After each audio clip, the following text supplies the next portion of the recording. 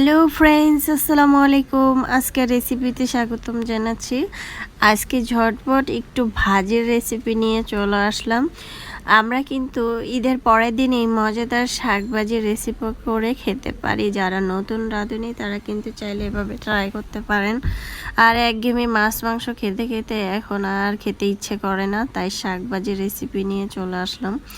প্রথমে চুলায় একটি প্যান বসিয়ে 2 টেবিল চামচ তেল দিয়ে তেলের মধ্যে পেঁয়াজ কুচি, কাঁচামরিচ কুচি, তারপর রসুন কুচি একটু ভেজে নিলাম। তারপরে দিয়ে দিলাম শাক। আপনারা যে কোনো শাক নিতে পারেন, তবে আমি এখানে কলমি শাকটা নিয়েছি।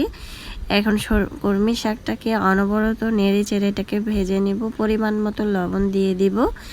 দিয়ে তারপর আমি খুব সুন্দরভাবে এটাকে নেড়ে চেড়ে ভেজে নিচ্ছি। ধনেপাতা কুচিও কিন্তু এটার মধ্যে দিয়ে দিলাম, কাঁচামরিচ কুচিও দিয়েছি। দিয়ে এখন রান্না করে নিলাম 3 থেকে 4 মিনিট চুলার আঁচ বাড়িয়ে দিয়ে। আর কলমি শাক রান্না করতে কিন্তু বেশি সময় লাগে না, হাতে 5 মিনিট নিয়ে কিন্তু রান্না করা যায়। দিয়ে দিলাম শুকনো মরিচটা ভেজে মুড়চিয়ে ভেঙে দিলাম। এই মরিচটা এভাবে শাকের উপর থেকে দিলে শাকটা খেতে কিন্তু অনেক বেশি ভালো লাগে, আর শাকটার মজাটা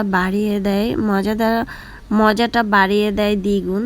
শাকের উপরে রান্না যখন হয়ে যাবে তখন অবশ্যই শুকনো মরিচটা ভেজে এভাবে ভেঙে দিবেন, তাহলে খেতে কিন্তু অনেক ভালো লাগবে। আর কাঁচা মরিচটা অবশ্যই কুচি করে দেওয়ার চেষ্টা করবেন, একটু ঝাল ঝাল হলে খেতে কিন্তু অনেক বেশি ভালো লাগে। আশা করছি আমার আজকের রেসিপিটি যারা নতুন রাঁধুনি তাদের তো অবশ্যই কাজে আসবে। চাইলে কিন্তু এই মজাদার রেসিপিটা ট্রাই করতে পারেন। রেসিপিটি ভালো লাগলে অবশ্যই চ্যানেলটা সাবস্ক্রাইব করে লাইক দিয়ে পাশে থাকবেন।